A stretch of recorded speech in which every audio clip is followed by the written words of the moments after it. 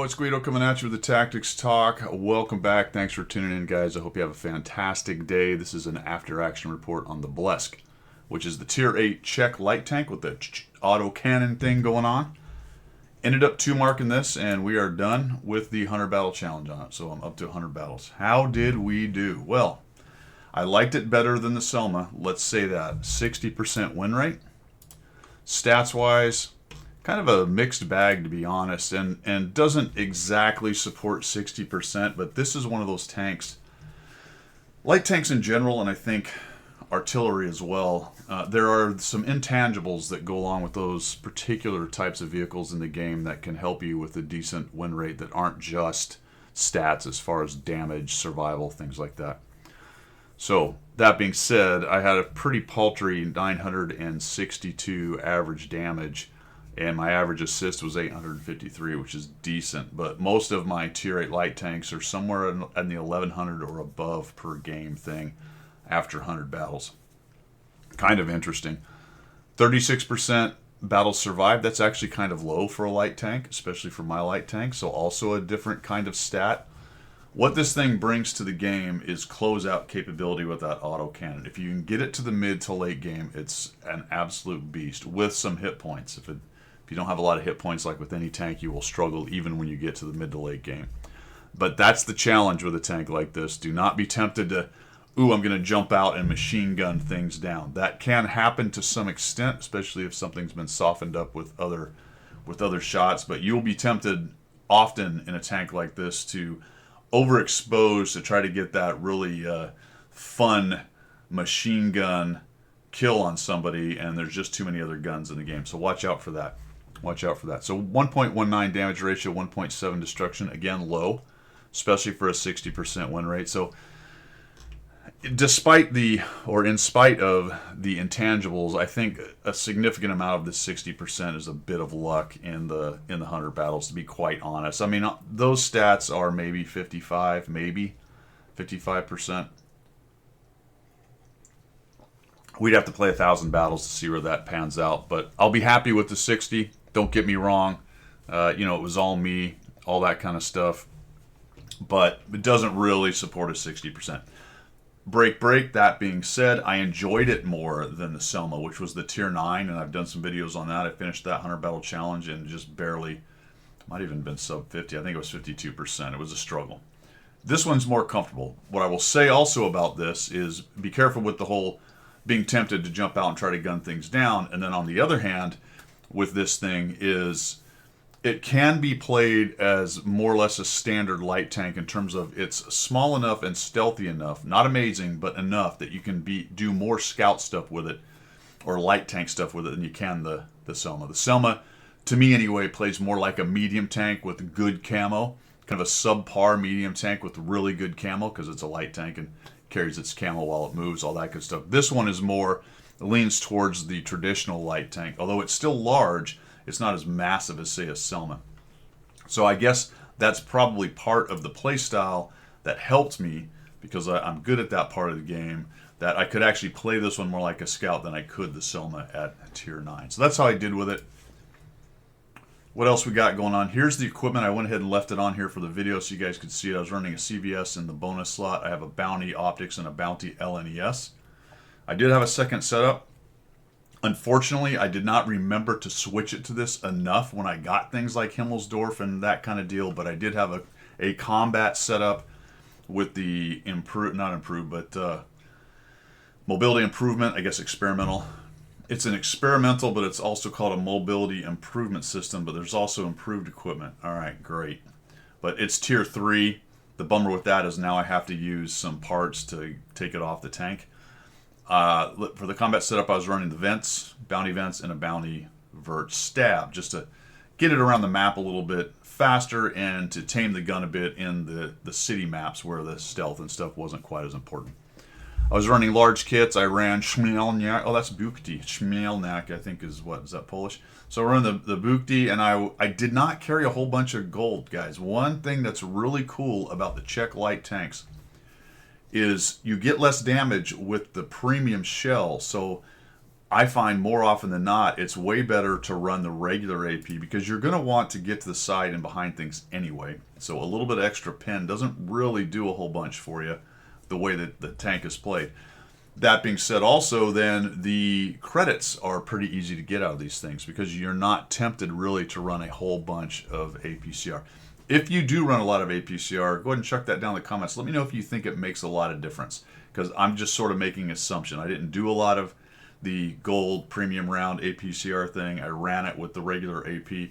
The nice thing was I made a lot of credits doing that, but I don't know. I just feel like the loss of damage from the premium shell just isn't worth the little bit of extra pen, but I could be wrong. I also ran a few clips of the HE shell, which is pretty funny if you get into a really light tank like another Blesk. You see another Blesk and you think you're going to meet him first, load up that HE and just watch the damage get pumped out. It's pretty crazy. So that's the setup I had with both of mine. I was running a pretty good crew. I've got the old Toidles in here, 3 of the 4 anyway, so pretty good setup. I got working on our 4th skill, and of course you got those extra skills. It's a commander with radio operator, a gunner with loader, and a driver is the setup for the crew. And it was a decent crew that I chucked in. I think that's important for these kind of light tanks. Light tanks especially, it's really important to have a good crew with a significant amount of good skills, perks kind of thing. Let's just take a quick look at it. I was running Brothers in Arms on all of them. For the radio operator, situational awareness is a must, and recon is a must. Those would be the first 2 I would take after Brothers in Arms 100%. Concealment, I think, is also a must. I've got emergency, and I'm running the jamming one, which means you are spotted less, okay, which means you get unspotted faster. I think that's a survivability thing, but there are some other possibilities in there for the radio operator that are good for scouts. It's hard to pick all the ones you want, especially when your daggum radio operator is added on to another one. It'd be nice actually if they would let you select, just thought of this as I was talking, say you take old Donatello, if you could swap him to be a radio operator first and a commander second. I don't know. It might be cool if you could have that option. Then you could really play with some of those things. Because as you can see, I'm only ever going to get 3 of the really cool radio operator skills. And those are a lot of the very coolest scout skills. And it's unfortunate that unless you have a dedicated radio operator in your scout, which virtually none, if not any of them do at tier 8 and above, I would say, you're a bit limited. Kind of a bummer. All right. Raphael is the gunner and the loader, so we're running, again, Brothers in Arms, Concealment. I've got Snapshot and Quick Aiming. And then I'm running Intuition, which is really helpful for swapping out whole clips or magazines or whatever it is you want to call it there. And Perfect Charge, which is going to give me a little bit more shell velocity. Then old Michelangelo is my driver. He's got Brothers in Arms, Concealment, Off-Road, and Controlled Impact. Now, I like Controlled Impact. I did a video with this a while ago. This is both offensive and defensive for light tanks. If you're on the heavier side of light tanks, it makes you do more damage in ramming other light tanks. If you're on the lighter side of light tanks, it helps you take less damage when people ram you. So I find it to be very useful on light tanks. So those are my skills. That's my setup. And I showed you how I did. So let's have a quick game. This was actually my 2-mark game, and then I proceeded in the next 4 games, because that I think was my 96 game out of 100. And in the next 4, I proceeded to potato. So I went over 85, and I ended up at 84 point something. Because that's how we roll. All right, let's take a look. All right, here we are in game. You can see we're running the CVS. We've got the optics and the LNES. This is a proc game where I'm going to be able to do a bit of the scouting thing as I move my graphics around. If I was professional, I'd have had that set up, but I am not. Deal with it. Spawned into the south. Standard battle on Himmelsdorf. Kind of thinking about it as I'm driving. Initially, I thought I might get into the bush that's kind of on this little ridge, this center ridge. It's like, well, maybe I'll cruise up into this bush right about here and see if I can't counter their other 2 Blesks or Bat Chat. Now, there's 3 scouts on each side, so danger, danger, fellas. We got to be really careful with a scout. If you get over-aggressive on proc when there's 3 scouts involved, you're probably one of the first dead people. So we're going to come up here, be a little more careful. kind of slide backwards a bit. Hopefully something doesn't come right up and over. But I did see our Blesk was pushing up to the ridge, which I thought was very helpful to me in maybe seeing them start to crest here early and being able to either bail out of this move or get into a bush quicker, that kind of thing. Give me a little SA. And he happens to catch the Bat Chat, who was probably moving through the bushes up here, fellas. There's a couple openings there, so either he came up and was caught while he was moving up, kind of like I was just a moment ago, or he was in between bushes or something, but this Blesk has found this guy. And that is such a blesking for me. Woo! All right, so we're just going to sneak on in here. Now, I know that this double bush area is here. There is a corresponding, what I'm talking about is these two little rows that stick down. There's a corresponding one on the other side, and usually that's about the furthest forward you can get from either the north or the south spawn, fellas. But unfortunately for the south spawn, the north spawn has this magic bush up here, and if somebody's able to get there without you seeing, they often will catch you here. And it has a lot to do with where you spawned, how fast your tank is, whether you got spun out by somebody or had to go around, or lots of things are going on here in your initial positioning. But I got there so fast. The Bat Chat was seen. Their other Blesk, I thought was seen. Maybe not. Was he? I thought he'd been seen. Never mind. The other Blesk hadn't been seen. Anyway, the Bat Chat was seen. So I felt like I might be able to sneak in here. I have a pretty good camo setup on this Blesk. And I'm thinking that at the very least, between me and the other two Blesks, we're about the same in terms of camo and spotting. And the Bat Chat was not a problem because he got spotted early. So that worked out for me. We'll go ahead and jump in here. I like my positioning here, fellas. I don't like a whole bunch how far back the guys are, but I also don't want them to scooch up too much, so have my cake and eat it too. Sometimes people will get over aggressive, like when they come in here with me, like I did here, and go, ooh, you know, one of their scouts is seen, and I got up here without being spotted. Let me just keep scooching up. And I would highly recommend against that early in the game on proc. You never know. The other scout could be pushing up and being aggressive. You could stick a section of your tank out here, a spotting point, and maybe somebody got up here, or maybe this kind of intermediate bush here, or even here. So these get a little thin around here, and this is still a pretty fat light tank. There's an open spot right here. You know, there's just so many things going on initially that if you do get this, I would call this about as aggressive as you would want to get from the south spawn. And that was absolutely huge. And the BZ is the guy who nuked it. Poor Bat Chat's like, I just got sniped by a BZ. I think somebody else hit him too. Looks like the BZ maybe did the last kill. So I get the spotting on him. All right, so Bat Chat's dead. Check it out. I can see the other Blesk on the other side, fellas. Look over there. See him? He's up on the hill.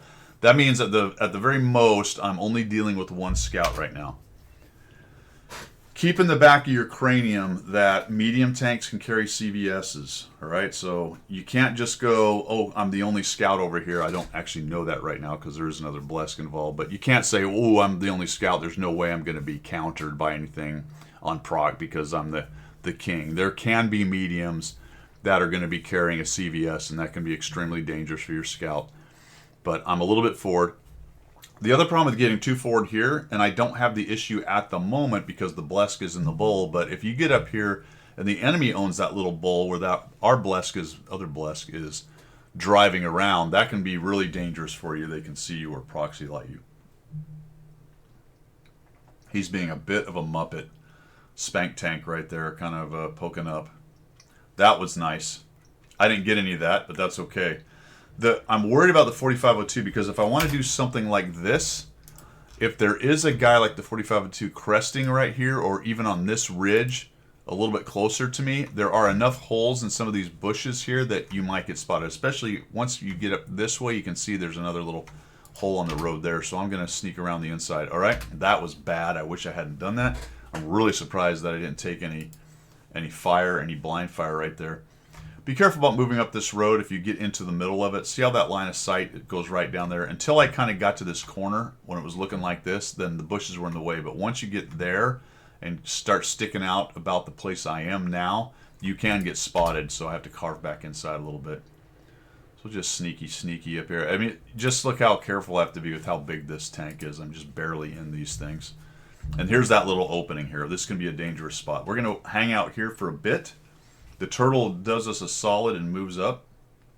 I think he starts taking shots here, but I will tell you what I was surprised by is he didn't take any shots, right?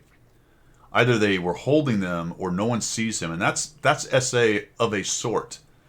That's SA of a sort. That makes me feel like there's definitely not anyone up here. I would have been seen by now if there was anyone up here. Plus, he would have been seen for sure. I don't even think there's anyone really that close to me up here, so we're going to get a little more aggressive and move forward. And this is where it gets lovely, and there's the other Blesk. He absolutely gets annihilated. So I outspot that guy. I'll be honest with you, I don't know how I saw that dude. He's so far back there in the bushes, and I got the assist for that dude. I don't know, fellas. That's just bizarre. He must have fired, and the CVS took it from there. I mean, look how many bushes are between us. That's just absolutely amazing.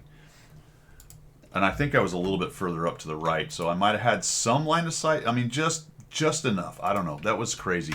I was a little bit worried that the E75 TS was going to drive up on me because notice I was backing up, about ready to spin and make a runner. We're in great shape now, fellas. So I'm able to basically play as a full scout. The enemy team only has a Blesk, and he's over on the other side. Although he was moving back north, so he could come across the north side of the map and come over to my side. We'll see what happens. I just want to find a few more of the TDs in here. We'll just move very slowly. Be nice if we can get rid of these dudes. There goes the 4502. All right, so good. There does not appear to be anybody else in the middle who's going to pop up and get a lucky looky at me, like one of these holes in here for these bushes, and then I find these two guys sitting here. They're in big old trouble.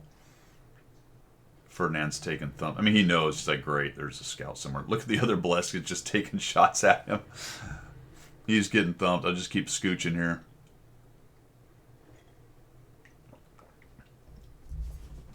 There goes the Nurgle, I believe. Yeah, so the Nurgle's bailing out. He knows what's up.